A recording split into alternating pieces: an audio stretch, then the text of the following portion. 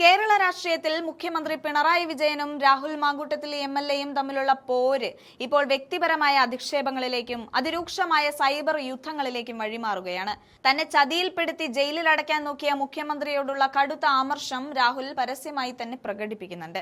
എന്തായാലും കേരളത്തിൽ വോട്ടെടുപ്പ് അവസാനിച്ചതിന് പിന്നാലെ ജനജീവിതം ഇരുട്ടിലാക്കിക്കൊണ്ട് സംസ്ഥാനം അതിരൂക്ഷമായ വൈദ്യുതി പ്രതിസന്ധിയിലേക്ക് നീങ്ങുകയാണ്. തെരഞ്ഞെടുപ്പിന് മുൻപ് പവർ കട്ടില്ലാത്ത 10 വർഷം എന്ന് വലിയ പരസ്യങ്ങൾ നൽകിയ സർക്കാർ വോട്ടുകൾ പെട്ടിയിലായതോടെ ജനങ്ങളെ അപ്രഖ്യാപിത ലോഡ് ഷെഡിങ്ങിന്റെ ദുരിതത്തിലേക്ക് തള്ളിയിട്ടിരിക്കുകയാണ്.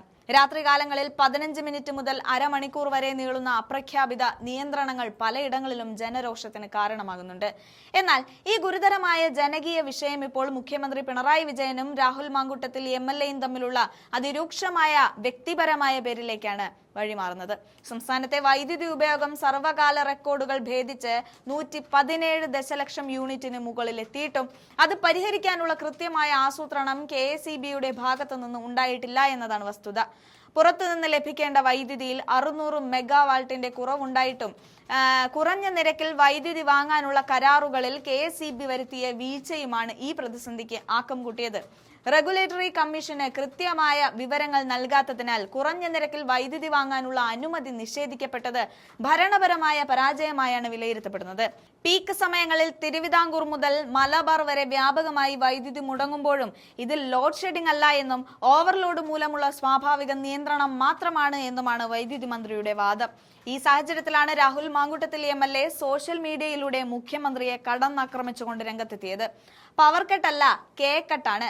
കേക്ക് കട്ട് സമയത്ത് കാറ്റ് ബെസ്റ്റാണ്. ഏത് ഡാഷ് മോനാണാവോ ഇവിടുത്തെ മുഖ്യമന്ത്രി എന്ന രാഹുലിന്റെ ഫേസ്ബുക്ക് പോസ്റ്റ് രാഷ്ട്രീയ കേരളത്തിൽ വലിയ വിവാദത്തിന് തിരികൊളുത്തിയിരിക്കുകയാണ്. മുഖ്യമന്ത്രി ഓല വിശറി വീശുന്ന ചിത്രം സഹിതം പങ്കുവച്ച ഈ പോസ്റ്റ് വെറുമൊരു രാഷ്ട്രീയ വിമർശനത്തിനപ്പുറം വ്യക്തിപരമായ അധിക്ഷേപമായി മാറിയെന്നാണ് പൊതുവിലയിരുത്തൽ.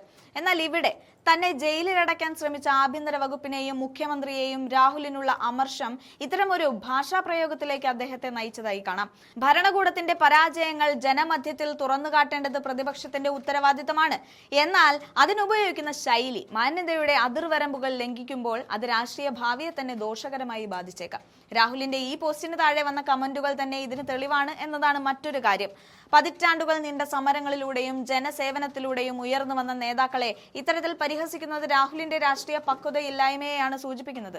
ഒരു രാഷ്ട്രീയ നേതാവിന്റെ നിലനിൽപ്പിന് പൊതുസമൂഹത്തിന്റെ ആദരവിലാണ് എന്ന കാര്യം അദ്ദേഹം മറന്നുപോയതുപോലെയാണ് ഈ ഇടപെടലുകൾ എന്നതൊക്കെ പോസ്റ്റ് കാണുന്ന ജനങ്ങളുടെ വിലയിരുത്തൽ. രാഹുൽ മാങ്കൂട്ടത്തിലിന്റെ MLA കാലാവധി അവസാനിക്കാൻ ഇനി വെറും 9 ദിവസങ്ങൾ മാത്രമാണ് ബാക്കി. ഈ ഘട്ടത്തിൽ ജനങ്ങളോടും രാഷ്ട്രീയ എതിരാളികളോടും കൂടുതൽ സൗമ്യമായ പക്വതയോടെയും പെരുമാറുന്നതിന് പകരം കൂടുതൽ പ്രകോപനപരമായ ശൈലി സ്വീകരിക്കുന്നത് അദ്ദേഹത്തിന് തിരിച്ചടിയായേക്കാം എന്നതാണ് വിലയിരുത്തൽ.